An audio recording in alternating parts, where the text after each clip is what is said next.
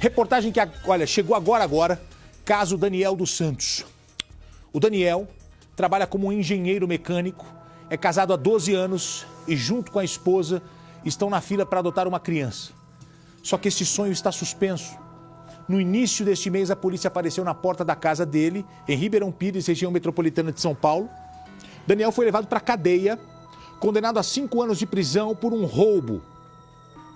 Roubo de um malote de R$30 mil no Piauí em 2010. E é aí que começa a confusão, porque Daniel está preso, injustamente, porque nunca esteve no Piauí. Inclusive, no dia do roubo, estava trabalhando. A família diz que o documento do verdadeiro Daniel foi falsificado. Aí você vê aqui, Daniel dos Santos, documento falso, pegou o mesmo número e colocou o mesmo nome, outra foto. E aí do lado direito você vê o Daniel dos Santos, o verdadeiro. Olha só, o Daniel dos Santos, o verdadeiro. E esse rapaz está agora passando por esta situação. Eu disse no começo do programa que o sobrenome Santos é um nome muito comum. Eu até fiz um estudo outro dia sobre os nomes que eu achei muito interessante. Para você ter uma ideia, Silva é o nome que o Brasil mais tem. São quase 20 milhões de pessoas com esse sobrenome. Santos já aparece logo atrás. São milhões de pessoas com o sobrenome Santos. Mais de 10 milhões de pessoas com o sobrenome Santos. Olha que interessante. São nomes que se tornaram comuns. Então, este nome aqui, Daniel dos Santos, olha só, documento falso. E esse rapaz, inocente, atrás das grades, neste momento, em um momento de pandemia, em um momento de sonhos, em um momento que ele pensava adotar uma criança. A reportagem inédita exclusiva está pronta, telão do Gotinão, vamos ver. Uma luta para tentar provar a inocência do marido que está preso. No primeiro dia, após as férias dele, no 1º de julho, ele voltou a trabalhar. Quando chegou em casa, ele estava instalando a nossa antena. Foi surpreendido por policiais civis. Eles falaram que eles estavam com pedido de prisão para ele, que vinha do Piauí. Ele nem estava ciente disso. Cada dia que passa é uma luta. Eu tentar ser forte para poder dar força para ele. Mas a cada vez que eu consigo visitá-lo, que eu chego na minha casa, eu desabo de tanto que eu choro, porque eu sei que é injustiça. Daniel dos Santos, de 41 anos, foi preso no início desse mês na casa dele, em Ribeirão Pires, na Grande São Paulo, por um crime que aconteceu no dia 10 de setembro de 2010, no interior do Piauí, onde assaltaram um carro da prefeitura que levava R$30 mil. A família do Daniel dos Santos, aqui de São Paulo, diz que ele nunca esteve no Piauí e nunca foi intimado por nenhum crime. Nossa equipe veio até Suzano, que fica também na Grande São Paulo, para conversar com a família, que está indignada e pede por justiça.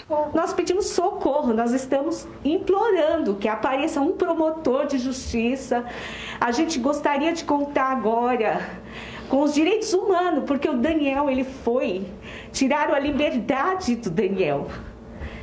Você sabe o que é você, de repente, ter a sua vida virada, ter tirado a sua liberdade, o seu direito, porque ele tem o direito. O Daniel não fez, o Daniel nunca esteve em Piauí. Mas afinal, por que o Daniel dos Santos de Ribeirão Pires foi preso no lugar do outro Daniel dos Santos do Piauí? Teve uma audiência com uma pessoa com documento falso. Eles nem averiguaram. Aqui nas minhas mãos eu tenho o documento, a cópia do documento falso utilizado pelo criminoso lá no Piauí. E aqui do outro lado é a cópia da documentação do Daniel dos Santos verdadeiro, né? Como vocês podem ver, a diferença da assinatura é gritante, né? Aqui, do Daniel dos Santos verdadeiro, a assinatura dele é legível. Aqui já, olha como muda, é um rabisco, na verdade. Nós vamos conversar agora com a advogada da família, Madriana Barbosa, que está acompanhando o caso desde o primeiro dia que a família foi surpreendida com essa triste notícia. Não, e a princípio você foi primeiro entender o que aconteceu lá no Piauí, né? Porque, na verdade, até um dia desse a família nem sabia deste assalto de 2010. Na época, pela data de 10 de setembro de 2010, por volta das 4 da tarde, esse acusado foi pego em flagrante num acidente na BR-343.